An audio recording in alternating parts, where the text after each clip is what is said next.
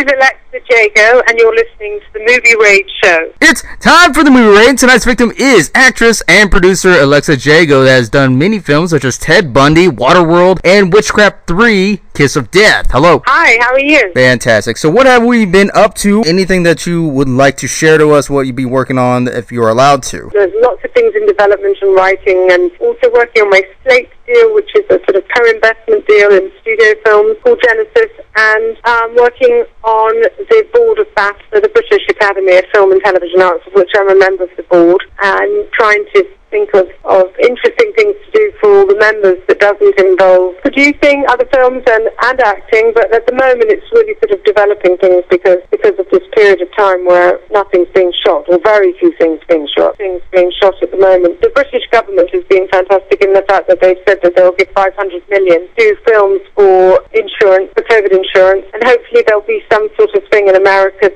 that helps productions in the same way. That's what we really need. I was talking to somebody from one of the major studios the other day. We were having lunch, and they're very excited and encouraged.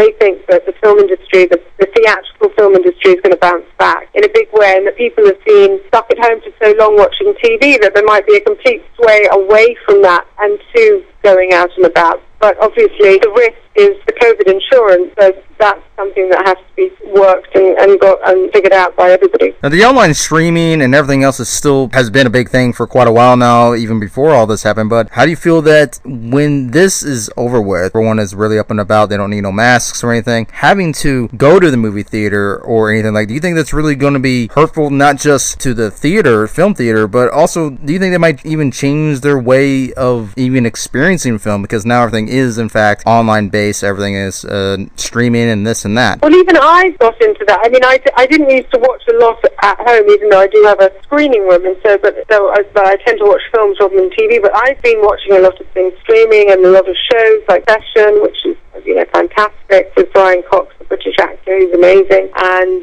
Chernobyl, Jared Harris, who is amazing. So I got into all of that, but I'm hoping that we're basic social beings, aren't we? We're social beings, and we're going to want to go out. It's the cheapest date that you can have is to take somebody to a movie. I think I'm hoping that there'll still be a place for that. Certain movies that you just want to see with other people, and you want to see on a big screen, on a really big screen. You want to have that type of, like Tenet, for instance, which has come out all over England. You want to be able to have that sound system and a communal experience, because I love theatre. My father was theatrical films. My father was used to escape it during World War II and go in the back and watch the movies from America, and he was always in love with Hollywood and Hollywood movies, even though he ended up being a theatre director, but he was wanted to direct film. And so I think the experience of film and going to a cinema, I hope that will come back. I can't imagine that the theatrical experience is going to go away. I just don't think it's going to go away. People are not going to want to just stay in their homes. I think it's quite a low amount of people that go to the cinema anyway. There are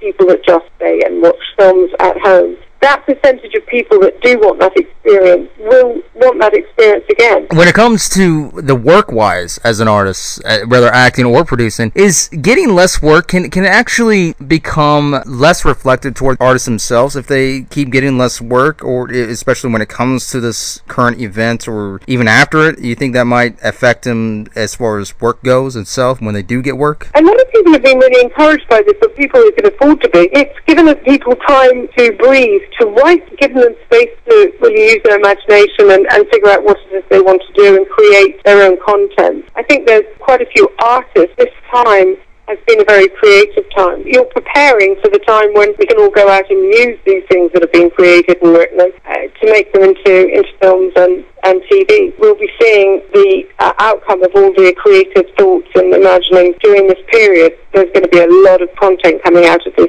period. Instead of running around all over the place, people have had time to, think and create. Today's film is, of course, shifting in a different direction, which once things are, of course, still going to kick in gear again. With the current term, Vince, do you think exploitation will become more sterile, or do you think to the point where it's going to be irrelevant to that point, or do you think it's actually going to be a much different world than what we would assume? There's obviously going to be some major changes. It's not going to go back to the way it was before.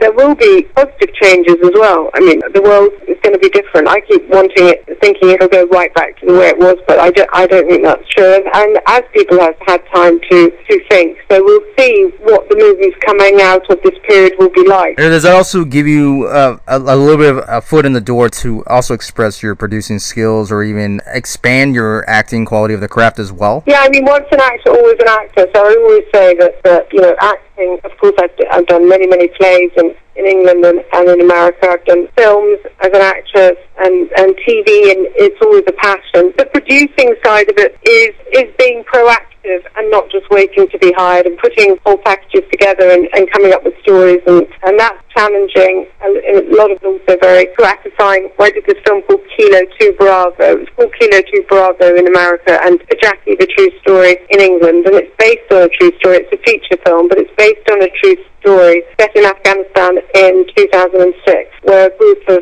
paratroopers get stuck in a minefield and it all goes terribly wrong. And we cast unknowns. There was no musical score. There was just a song right at the very end. So a lot of people watched it and thought that it was actually really happening and they were really the soldiers. It's a fantastic story. I wish we'd been able to call it something like Band of Brothers, but Spielberg had already used that, because it's really just about the bond between the men and why they go to these extents to save themselves and do the things. Is it really country, or is it really they're doing it for each other? And that meant a lot. So acting, and it's one thing, but being able to produce and bring that story, there are no women in that, because it's literally set out there in Afghanistan, and interviews with the soldiers were the basis of the script. A lot of the script is what they really did and what they really said. And that was very important to me. We were able to give money to charities like Combat Stress, which is for PTSD. To be able to be part of that and make that happen and tell that story, it was great. So that meant a lot to me. Obviously, when you're doing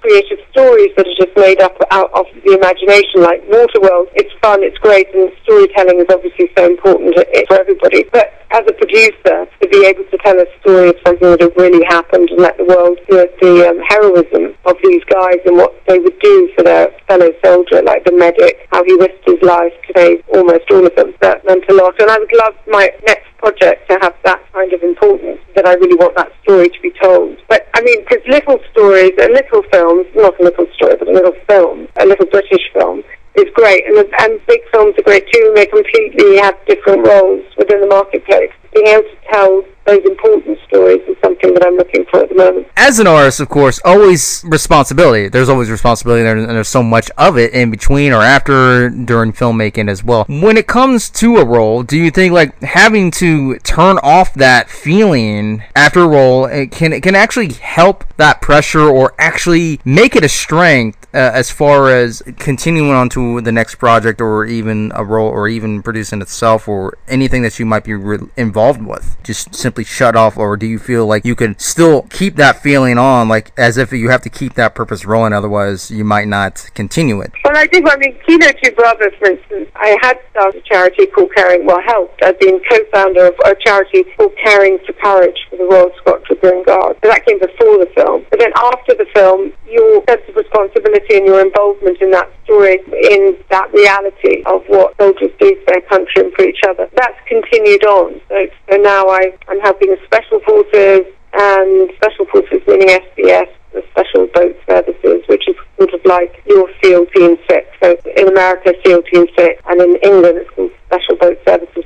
It's sort of the real James Bond. They're air, land and sea, and there are only a couple of hundred of them in the entire country. It carries on to your sense of responsibility going on to your life even after the project is finished. Well, go ahead and plug in any websites or anything that you care to share that we can check out right now. So Waterworld was my first movie. I'd been doing theatre in England. I flew over here and auditioned for Waterworld, and then there was a whole slew of horror movies. With Detention was the first one that I produced, actually. Detention with David Carradine. I was in it and also produced it. But David Carradine, this as far as I know, that was his last fully completed film before he died. And Ted Bundy. I mean, fascinating to hear about that he was the first person to be called a serial killer, and I played his wife, because I think it was the first time that they had computers, so they could track people from state to state, whereas before that, one state might hear of, and then another state wouldn't be linked to the system of the state before. So that's how they tracked him, and that with DNA testing, I think he was one of the first people that's how he was caught. And that's a fascinating story, the psychological behind it. He did a series of interviews for the police that were taped that I saw, where he was saying that he was going to help the police to solve murders, and he could tell the police exactly how you kill somebody, and he was describing it just like he was making breakfast. You know, there was absolutely no emotion at all. You know, stand in the dark. Once they're past you, you can take them, get them into the car, knock them out, then take them to location number 2. And it was so chilling and so bizarre that he described it as if it was nothing. There you have it, everybody. That is actress and producer Alexa Jago.